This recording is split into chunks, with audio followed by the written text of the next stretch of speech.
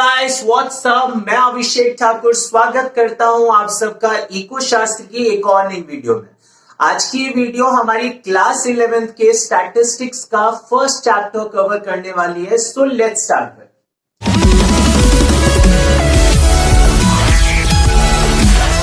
तो आज की वीडियो में मैं आपको ये बताऊंगा the basic concept of the statistics, और उसके बाद हम डिस्कस करेंगे economic activity, non economic activities के बारे में।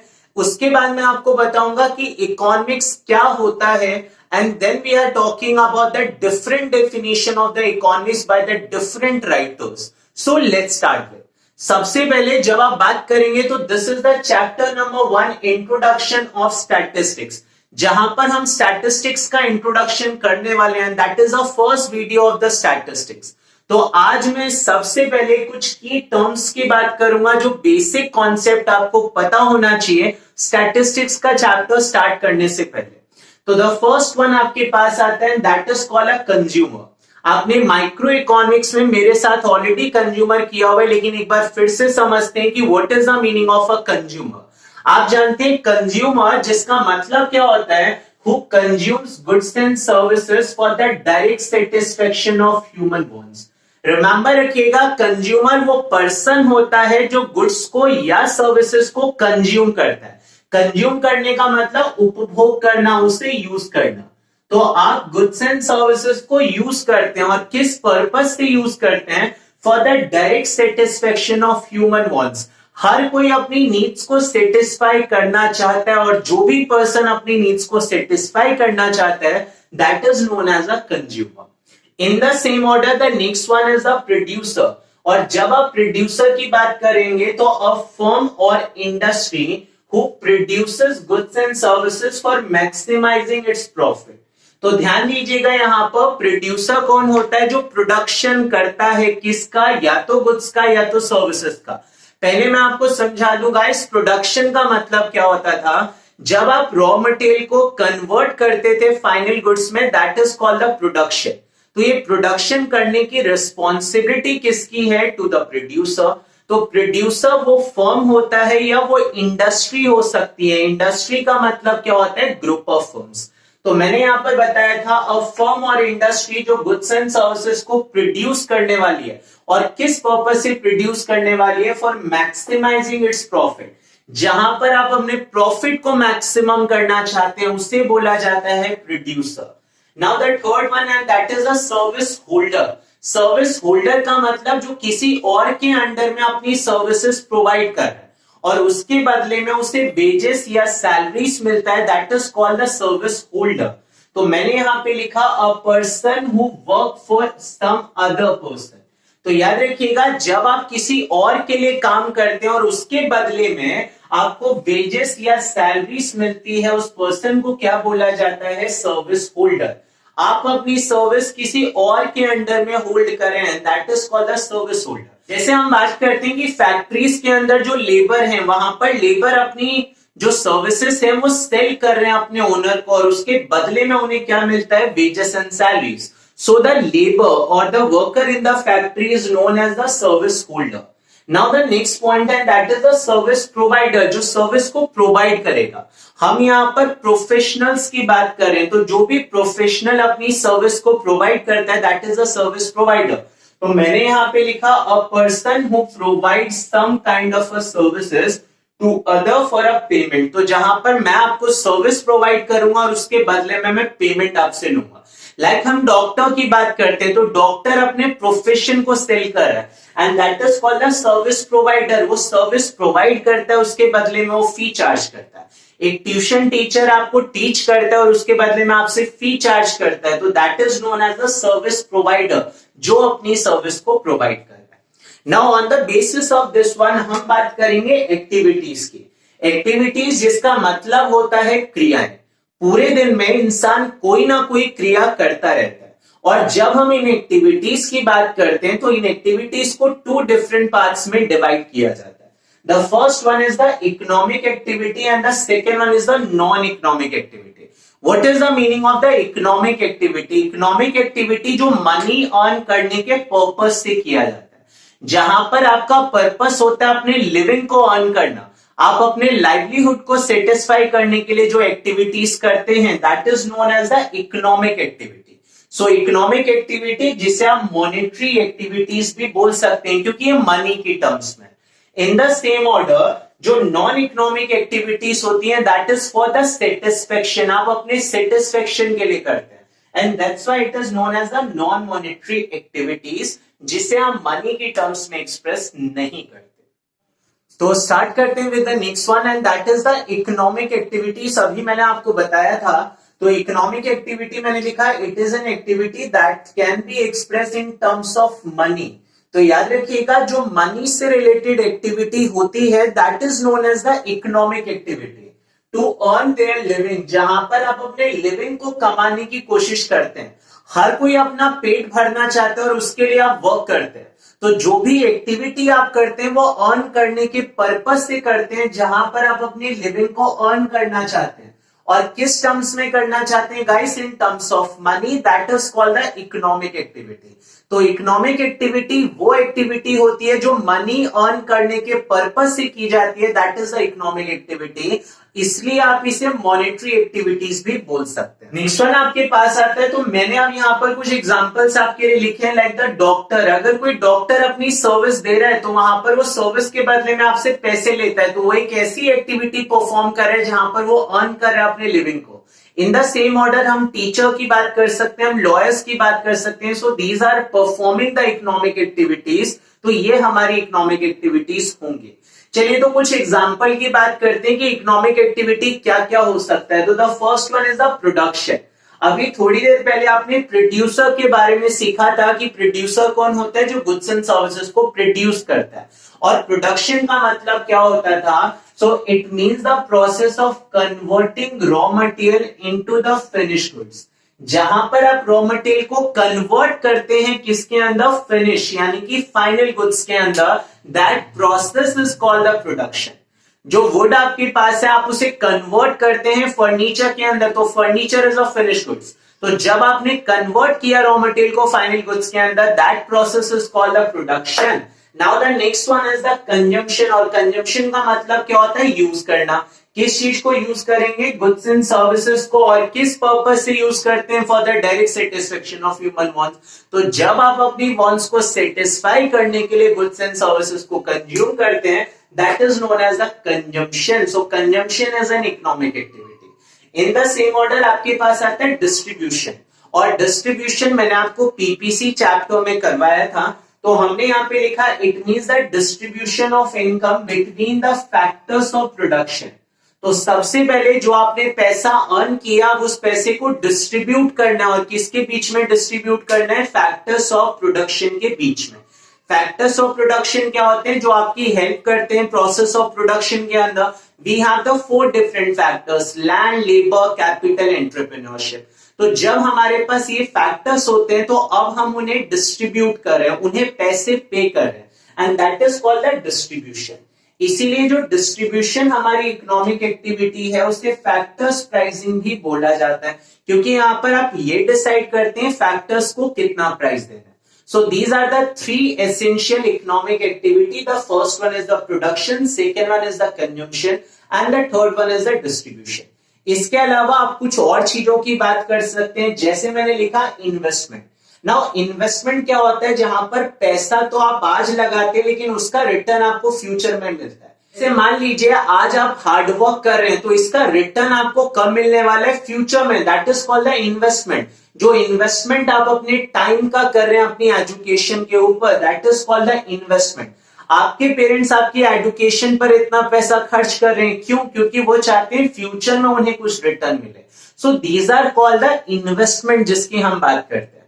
तो मैंने यहां पे लिखा it means the expenditure on purchase of capital goods. Capital goods का मतलब मेनली मशीन्स होती हैं। तो जहां पर आप मशीन को परचेज करने के ऊपर एक्सपेंडिचर करते हैं। अब एक फर्म अगर मशीन को परचेज करने के ऊपर पैसा लगाती है तो इसका मतलब क्या है? आप मशीन लेकर आएंगे तो मशीन से आपके प्रोडक्शन का लेवल इंक्रीज हो जाएगा। जब प्रोडक्शन इंक्रीज होगा तो आपके लेवल ऑफ इनकम भी इंक्रीज हो जाएगा। तो पैसा आप आज लगा रहे हो उस मशीन के ऊपर, लेकिन उससे रिटर्न आपको कब मिलेगा? फ्यूचर में। That is called the investment. तो investment is also an economic activity. In the same order आपके पास आता है एक्सचेंज, और एक्सचेंज का मतलब होता है बदलना, जहां पर हम गुड्स को या सर्विसेज को सेल एंड परचेज करना चाहते हैं। जब हमारे पास बार्टर सिस्टम था तो हम गुड्स को एक्सचेंज करते थे गुड्स के साथ। मैं आपको कुछ बेचूंगा तब जाकर मैं आपसे कुछ खरीदूंगा, that is called the exchange. पर अब तो हमारे पास मनी है, तो यहां पर हम किसकी बात कर रहे हैं? Sale and purchase of goods and services. जहां पर सेल एंड परचेज किया जाएगा, that is called the exchange. तो इसीलिए एक्सचेंज को हम प्रोडक्ट प्राइसिंग भी बोलते हैं। What is the product pricing? जहां पर ये डिसाइड किया जाता है कि प्रोडक्ट का प्राइस कैसे डिसाइड होगा। तो ये डिसाइड होता है through the demand and supply forces, उसके बेसिस पर आप डिसाइड करते हैं। Now the last one and that is the public finance. Public finance जहां पर हम गवर्नमेंट सेक्टर की बात कर रहे हैं, और जैसे जैसे टाइम चेंज हो रहा है गवर्नमेंट सेक्टर की जो भूमिका है वो इंपॉर्टेंट होती जा रही है। सो दैट्स व्हाई हमने यहां पर बात की पब्लिक फाइनेंस की। मैंने यहां पे लिखा it studies the income and the expenditure of the government. जहां पर गवर्नमेंट ये डिसाइड करती है कि मेरे पास फंड्स कहां से आएगा और मुझे एक्सपेंडिचर कहां पर करना है। तो फंड्स लाने के लिए मैं लोगों के ऊपर टैक्सेस लगा सकता हूं, और मुझे कहां पर एक्सपेंडिचर करना है, हेल्थ के ऊपर, एजुकेशन के ऊपर, हाउसिंग के ऊपर, etcetera. So these are the different economic activities जिसके बारे में मैंने आपको बताया।